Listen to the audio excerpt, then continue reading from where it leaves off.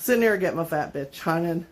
This is the submarine update because it keeps coming up in my life. And I'm just going to make my point very clear. I do not send tots and prayers. These are adrenaline junkie billionaires with the level of hubris and foolishness rarely found in our species and usually only found in the 1% super rich who can do weird stuff like this. So you paid $250,000, signed 6 or 8 pages of waivers that mention death over and over again to get in a homemade sub with a joystick knockoff controller for a video game, and the owner and builder of it bragged that there were parts in it from Camping World and Menards. There do not seem to be any records of inspection. Now, if you have a vehicle that's going down to that depth over and over again, and this is not the maiden voyage of this, you certainly would have inspection done on a microscopic level. You would do non-destructive inspection with X-ray to look for metal fatigue. I don't care if it's made of titanium. If you put it down to 2.5 miles below the surface of the ocean, which I believe the water pressure is over 25,000 psi down there, you're going to have metal fatigue. It probably imploded. And I'm not surprised it did, especially if it wasn't inspected.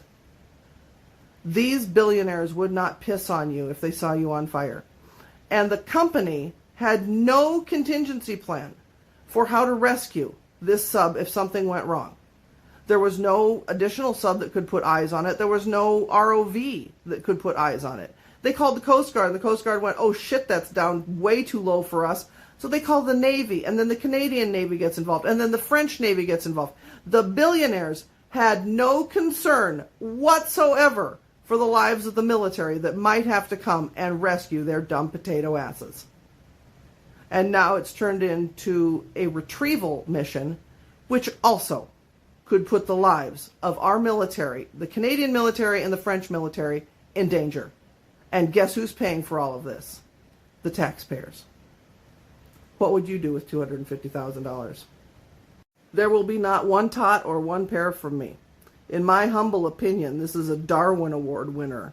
And the cause of death is stupidity and hubris.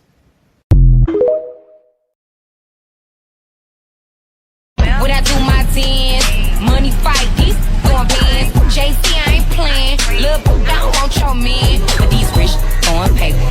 Now it's time for the circulate. It's time for the circulate. It's time for the circulate. I'ma shake when the ball game. I'ma shake my money maker. It's time for the circulate. It's time for the circulate. It's time for the circulate. It's time for the circulate. Young Miami, yeah. I'm from the city. I'm litty, diamonds, trippy, eat my that's a quick. I'm turkey popping like a cute. Hey, have you ever wondered why there aren't any green cats in the wild? If their coats are for camouflage and a lot of cats hunt in the jungles, then why aren't there any green cats blending with the green vines and thickets?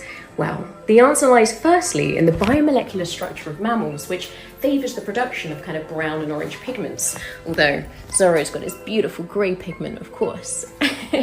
But secondly, in the vision of their prey, which is dichromatic, meaning they're colourblind to a lot of bright pigments.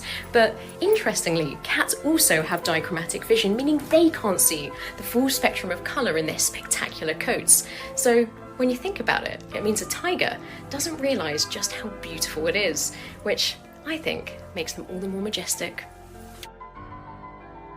I please my man in every way. If he's at the dentist, I make him nut. If he's at J. Crew returning a sweater, he's nutting. If he's trying on another sweater, he's getting a nut. If he exchanged that old sweater for the new sweater, he's nutting. It's like trail mix because his day mostly contains nuts and his balls look like raisins. If he's at his aunt's funeral, he's getting 2 nuts. One at the open casket, one when they're lowering her into the grave. While he's nutting, I'm thinking about the next nut. I'm like a squirrel. I'm planting nuts all over this place. If he's at Target picking out curtains, I'm like, come on, babe, you're getting a nut. At the end of the day, I roll his up like a tube of toothpaste to make sure there's no nuts left. He's at our kid's parent-teacher conference, he's getting a nut. I'll make him nut while he's nutting. That's the secret. I make my man nut 27 times a day.